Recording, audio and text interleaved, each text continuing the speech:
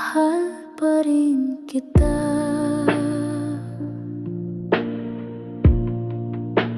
Pero mas mahal ko na ang sarili